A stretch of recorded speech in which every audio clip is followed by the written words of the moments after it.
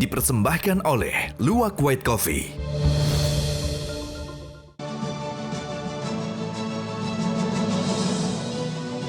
Selamat malam para pemirsa, ketemu lagi di Hot Room dengan saya, Hotman Paris. Pemerintah RI baru menyerahkan draft rancangan Kitab Undang-Undang KUH Pidana ke DPR untuk disetujui. Salah satu pasalnya adalah bahwa dukun santet bisa dipidana. Pertanyaannya adalah, apa itu santet? Bagaimana cara pembuktian santet? Apakah korban yang mengaku korban santet bisa membuat laporan pidana? Apa bedanya santet dengan pelet? Apakah seorang wanita yang menanam susuk di tubuhnya bisa dianggap merupakan produk bagian dari santet? Inilah Hot Room, dukun santet dipidana. Ada Mbah Dukun sedang ngobatin pasiennya.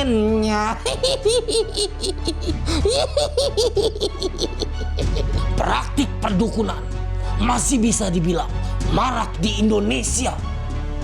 Dan terkadang cara-cara praktik perdukunan ini tak jarang membuat masyarakat main tuduh dan main hakim sendiri.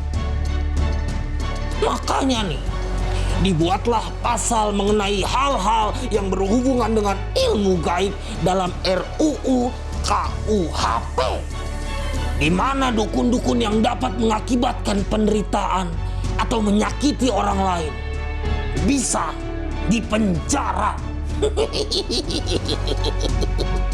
Tapi kan secara hukum praktik, ilmu gaib ini sulit dibuktikan secara ilmiah.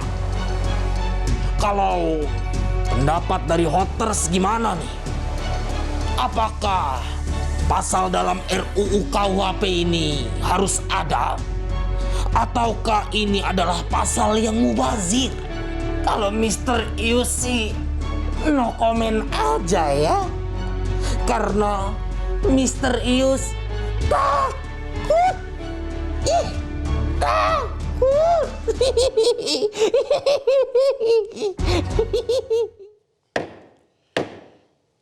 Untuk membahas topik ini, telah hadir malam ini di hadapan kita. Pertama, Bapak Taufik Basari, anggota Komisi 3 DPR RI, fraksi Nasdem. Selamat malam, Pak. Selamat malam, Bang Homan. Yang kedua, Bapak Kiai Haji Marsudi Suhud, Wakil Ketua Umum MUI Pusat. Selamat malam, Bapak. Assalamualaikum warahmatullahi wabarakatuh. Waalaikumsalam. Yang berikutnya, Bapak Ki Kusubo, konsultan spiritual. Ya, Selamat malam, Pak. Selamat malam, Bang Homan. Yang terakhir, Bapak Suparji Ahmad, Profesor Pakar Hukum Pidana Universitas Al-Azhar Indonesia. Malam, Bang. Sebelum kita membahas topik susah ini, seperti biasa, Hotman nggak bisa berdiskusi tanpa minum kopi dulu. Inilah kopi kesukaan saya. Aduh, benar-benar nikmat. Oke, kita lihat dulu grafis berikut ini, yaitu langsung isi dari draft RUU KUH Pidana tersebut. Oke? Setiap orang yang menyatakan dirinya mempunyai kekuatan gaib. Jadi kalau orang ngaku-ngaku mempunyai kekuatan baik, memberitahukan atau memberi harapan, menawarkan atau memberikan bantuan jasa kepada orang lain, bahwa dia ngaku karena perbuatannya dapat menimbulkan penyakit, kematian, penderitaan mental fisik, bisa dipidana penjara paling lama 1 tahun. Jadi kalau orang ngaku-ngaku, ini saya punya kekuatan gaib loh, saya bisa santet orang. Jadi ini kalau ngaku sepihak. Di bawah, kalau itu dilakukan untuk perbuatan bisnis, maka hukumannya 1 tahun ditambah dengan 1/3. Oke, sebelum kita membahas ini, saya mau tanya dulu kepada Pak Kusumo. Apa itu santet dan bagaimana cara pembuktiannya? Apakah Bapak juga bisa menyantet orang? Begini, mungkin saya jelaskan dulu sebelum masuk ke pasal ini. Ya. Saya mau cerita bahwa kalau kita bicara tentang rancang bangun, maka kita harus kumpulkan seorang ahli rancang bangun. Ya. Kita bicara IPA, kumpulkan seorang ahli IPA. Banyak rame-rame baru bikin aturan. Oke. Nah, kalau kita mau bicara santet, yang harus kita kumpulkan adalah ahli santet. Ya. Permasalahan utamanya adalah bahwa di negeri ini siapakah yang memberi legalitas? Siapa ahlinya? Siapa pakarnya? Ada atau tidak? Nggak ada. Nggak ada. Jadi menurut saya, ini akan menjadi fitnah. Oke. Karena kalau pasal ini diterapkan, di sini ada bahasa setiap orang yang menyatakan dirinya mempunyai kekuatan gaib. Ini pukul rata, koma, memberitahukan, koma, Ya. memberi harapan, koma. Ini bahasa koma-koma ini bahaya sekali. Artinya setiap perbuatan kena. setiap perbuatan kena. Hanya Kalau- memberi harapan udah kena. Kena, betul. Oke. Kita bicara bahwa Indonesia adalah negara yang luar biasa, terutama berkaitan dengan budaya. Dan budaya-budaya di Indonesia itu berkaitan dengan budaya spiritual. Ya, di internasional tidak ada nih. Mungkin kalau orang Sulawesi lihat ada di sana yang namanya mayat itu bisa jalan, bisa bangun. Di tempat lain tidak ada. Itu budaya kita. Ya. Luar biasa. Jadi menurut saya kalau kita berkaitan dengan pasal ini dibuat sebagai satu hal yang nyata, itu nggak masuk akal. Ini udah kalau kaitannya dengan penipuan ya penipuan saja. Karena kalau dipaksakan kita juga harus siapkan perangkatnya. Ada namanya Polsustet, polisi khusus santet. Ada namanya Jaksatet, jaksa khusus santet. Kita harus siapkan juga Hakim Tet, hakim khusus santet. Ini kan gila, seperti mundur 1000 tahun ke belakang. Tapi ada nggak kenyataannya santet itu? Begini. Dan bagaimana pembuktiannya? Sebenarnya kalau kita kembali ada atau tidak, dikembalikan pada manusianya. Kadang-kadang banyak orang sekali itu terlalu berhalusinasi. Sakit sedikit, gua pusing-pusing, oh gue disantet si A, si B. Oh dia uangnya banyak, jangan-jangan dia nyupang nih. Ya. Dia melakukan pesugihan, saya korbannya. Hal-hal ini kan sebetulnya hal yang sangat lazim di Indonesia. Ya. Banyak sekali fakta-fakta yang terkadang mengarah pada sesuatu yang namanya fitnah. Jadi menurut Bapak, keahlian santet itu nggak ada?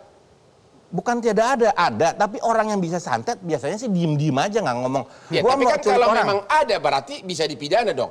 Keahlian santet itu kayak gimana sih gitu loh? Begini, kalau tadi dikatakan yang mengaku, biasanya seorang yang bisa, ya itu diem-diem aja. Kalau benar dia bisa. Dia diem aja. Orang Oke. mau culik orang, saya culik kamu, ya dia nggak akan culik. Kalau biasanya. ini kan bukan hanya menawarkan, berarti yang melakukan pun kena. Pertanyaannya, ada nggak santet itu dalam kenyataan di masyarakat? Kekuatan gaibnya itu ada nggak? Secara umum kekuatan gaib dalam dunia spiritual di Indonesia bahkan seluruh dunia itu ada. Ada. Ada. Jadi seperti mata pisau. Seorang dokter dia bisa mengobati orang, mengobati kanker, tapi dia juga bisa matiin orang. Jadi pembuktiannya bahwa itu adalah santet apa? Nah makanya saya bilang kalau kita bicaranya lebih pada dunia fakta nyata saja. Kalau orang merasa ditipu ya masukkan pada pasal penipuan. Karena pasal santet itu kan menjadi fitnah nantinya. Oke. Orang yang mengaku-ngaku, aduh Pak kepala saya sakit, tadi malam saya mimpi diketok sama dia nih. Jangan-jangan dia santet saya, dia lapor, dia kena. Oke, Pak Marsudi, secara hukum Islam ada nggak larangan tentang santet itu dan apa itu santet? Nah, kalau pertanyaan apa itu santet, memang itu saya bukan ahlinya dan saya belum melihat definisinya. Santet itu apa, belum saya baca lah artinya. Tapi kalau intinya bahwa yang dimaksud dengan kata-kata santet adalah berbuat jahat kepada orang lain, entah kejahatan apa saja, yang diorder oleh seseorang atau bahkan oleh untuk manfaatnya untuk dirinya atau untuk orang lain, nama definisi ini tentu pasti dilarang. Ya. Karena Tapi kan apa? berbuat jahat. Ya, berbuat jahat Jelas kepada perbuatannya orang jahat. lain. Apakah itu penipuan, penggelapan, tapi perbuatan santet itu apa? Kayak apa? Nah iya, kalau perbuatannya itu adalah termasuk untuk menyakiti orang dengan cara, kalau di Indonesia yang kita reka-reka pikiran saya, itu dengan cara spiritualnya dia sendiri. Ya. Itu benar nggak ada? Ya kalau dari zaman Rasulullah cerita sihir ya kalau di dalam agama itu ada. Oke. Nah, maka ketika sihir yang semacam ini kemudian untuk bisa menyakiti orang atau untuk melumpuhkan orang atau ya kejahatan lah, itulah yang tidak boleh dilarang oleh agama yang demikian ini. Nah, begini maksud saya bahwa hukum, baik itu hukum positif atau hukum agama, itu sesungguhnya nahnu nahkumu bidzawahir.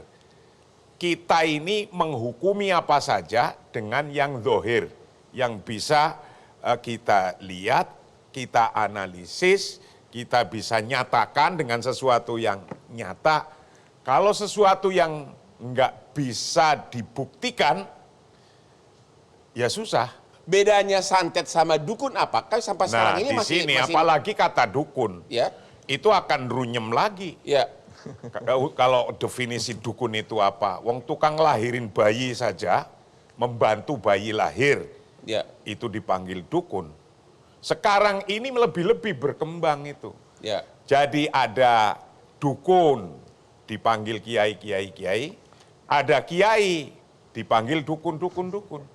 Karena persepsi orang itu siapa yang kemudian melakukan sesuatu ritual spiritual yang mungkin dianggap mempunyai power, kekuatan dengan laku spiritual itu, kemudian orang itu menyebutnya dukun. Maka kalau ngomong bahas tentang dukun, ya harus jelas di undang-undangnya itu, di RUU KUHP-nya, dukun itu apa? Definisikan dulu. Terima kasih. Kita istirahat dulu, kembali setelah jeda berikut ini.